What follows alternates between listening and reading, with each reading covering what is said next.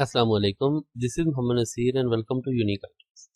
FPSC, SST and TGT के पास papers में से पेडागोजी MCQs का सोल्यूशन एक्सप्लेनेशन के साथ प्रेजेंट किया जा रहा है। अगर आप पहली दफ़ा चैनल पे आए हो तो सब्सक्राइब कर लें ताकि आने वाली इस तरह की मज़ीद वीडियोस आपको मिलती रहा करें। तो चलिए स्टार्ट करते हैं। ये आप देख सकते हैं, ये फेडरल पब्लिक सर्विस कमीशन का ये पेपर है। तो इसको हमने पेडागोजी पोर्शन का हमने सोल्यूशन एक्सप्लेनेशन के साथ देखना है। मज़ीद ये है कि आप दिए गए व्हाट्सएप नंबर से आप पेडागोजी MCQs PDF की सूरत में भी ले सकते हैं। तो चलिए शुरू करते हैं। फर्स्ट क्वेश्चन है, article 25A of the constitution obligates state to provide free and compulsory education up to. Article जो 25A है कॉन्स्टिट्यूशन का, तो वो स्टेट को ऑब्लिगेट करता है, स्टेट को ये पाबंद बनाता है कि वो फ्री और कंपल्सरी एजुकेशन दे। कहाँ तक दे?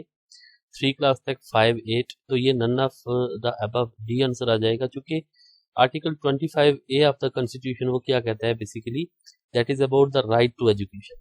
The state shall provide free and compulsory education to all citizen children of the age of 5 to 16 year. यानी 5 साल से 16 साल तक के बच्चों को वो तालीम देगी स्टेट, इन सच मैनर एज में B determine by law.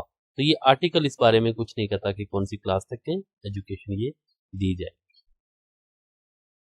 Next है कि the theory of personality puts emphasis on studying the whole human being. कौन सी थ्योरी ऑफ पर्सनालिटी ये एम्फेसिस यानी जोर देती है होल ह्यूमन बीइंग को स्टडी करने पे? Trait theory, behaviourism theory, humanistic theory, none of the above. तो ये जो थ्योरी ऑफ ह्यूमैनिस्टिक जो थ्योरी है वो क्या करती है कि personality puts emphasis on the studying the whole human being, whole human being को स्टडी करने के हवाले से वो जोर देती है, वो उसको एम्फेसिस करती है। तो ये ह्यूमैनिस्टिक थ्योरी ऑफ पर्सनालिटी ये अब्राहम मास्लो ने प्रेजेंट की थी 1970 में, और उनके साथ कार्ल रोगर्स ये साइकोलॉजिस्ट ये भी उनके साथ शामिल थे। तो ये थ्योरी क्या थी, क्या है बेसिकली कि humanistic psychology is a perspective that emphasis looking at the whole person, यानी होल पर्सन के ऊपर ये जोर देती है, and the uniqueness of each individual. तो ये कहती है बेसिकली कि हर एक पर्सन की क्या होती है, फ्री विल होती है, and are motivated to achieve their potential and self actualize. और बेसिकली ना बुनियादी तौर पे सारे लोग अच्छे होते हैं और उनके अंदर एक गुडनेस होती है और वो एक पोटेंशियल उनके अंदर डिवेल्प होता जाता है, सेल्फ एक्चुअलाइजेशन, यानी कि जब वो डिवेल्प होते जाते हैं तो डेवलपमेंट के साथ ये पर्सनालिटी थ्योरी है, ये होल ह्यूमन बीइंग के ऊपर ये फोकस करती है। अब्राहम मास्लो ने ये प्रेजेंट की है। नेक्स्ट है कि who said that learning includes both acquisition and retention. Acquisition होता है ना हासिल करना, और रिटेंशन जो हासिल किया वो उसको आप रिटेंशन यानी कि उसको आप रिटेन कर सकें, दोबारा उसको माइंड में ला सकें, उसको यूज कर सकें। तो ये क्या है, गिलफोर्ड, स्किनर, गेट्स, किसने ये प्रेजेंट की थी? तो ये BF स्किनर ने ये प्रेजेंट की थी ये थ्योरी। बी आंसर आ जाएगा। तो BF स्किनर बेसिकली ये अमेरिकन साइकोलॉजिस्ट हैं और इन्होंने जो है ना ये बिहेवियरिस्ट हैं, और इन्होंने एक थ्योरी प्रेजेंट की थी ऑपरेंट कंडीशनिंग की। तो इन्होंने कहा था कि learning is both acquisition and retention of habit, knowledge and attitude. यानी आप जो हैबिट, नॉलेज या एटीट्यूड आप हासिल कर रहे हैं वो आप हासिल भी करें, और रिटेंशन भी होनी चाहिए उसकी, बाद में उसको यूटिलाइज, उसको जेन में भी ला सकें, उसको यूज भी कर सकें। तो ये BF स्किनर की ये थ्योरी है, बी आंसर आ जाएगा। Going from specific to general is called dash thinking. जब आप स्पेसिफिक से जनरल की तरफ जाते हैं, यानी कि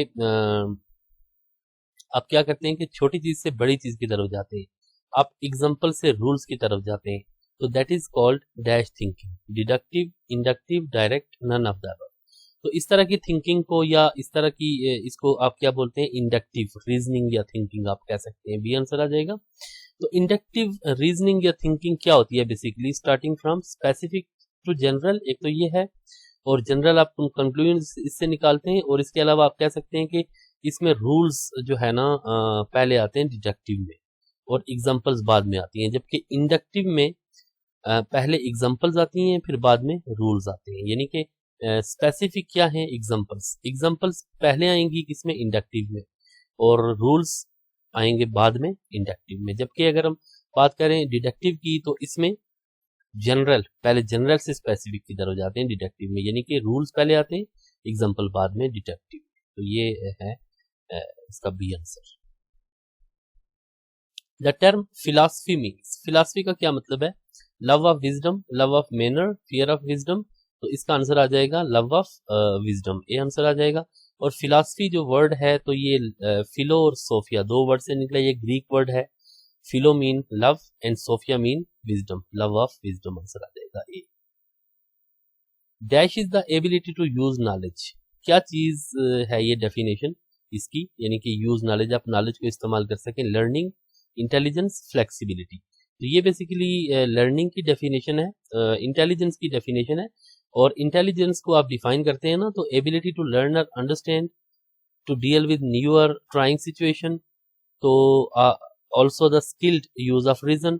और इसके अलावा इसकी और डेफिनेशंस भी हैं, जैसे ability to apply knowledge, to manipulate one's environment और टू थिंक एब्स्ट्रैक्टली। तो ये सारी इंटेलिजेंस की डेफिनेशन है।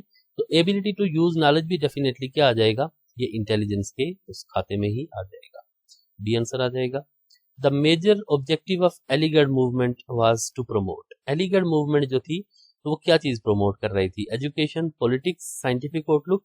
तो इसमें से डेफिनेटली जो एजुकेशन मूवमेंट है वो एजुकेशन को एलिगढ़ मूवमेंट जो है एजुकेशन को प्रमोट कर रही थी। ये आपको पता है सर सैयद अहमद खान ने 1875 में इसको स्टार्ट किया था। तो ये एक यहाँ से एजुकेशन की एक मूवमेंट, एक तहरीक स्टार्ट हुई थी। The first educational conference was held in, Pakistan में जो फर्स्ट एजुकेशनल कॉन्फ्रेंस है वो 1947 में कराची में वो हेल्ड हुई थी, बी आंसर आ जाएगा।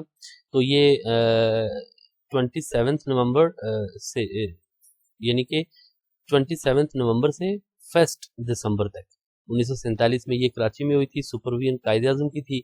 जबकि उस वक्त के जो फर्स्ट एजुकेशनल मिनिस्टर हैं फजलुर रहमान, उन्होंने इसको चेयर किया था, यानी कि चेयर्ड बाय या प्रिजाइडेड बाय फजलुर रहमान, ये भी आंसर आ जाएगा। Dash is the basic function of administration, administration का बेसिक फंक्शन क्या है? रिक्रूटमेंट का मतलब होता है बंदों को भर्ती करना, सुपरविजन करना या प्लानिंग करना। इसमें से कौन सा बेसिक फंक्शन है?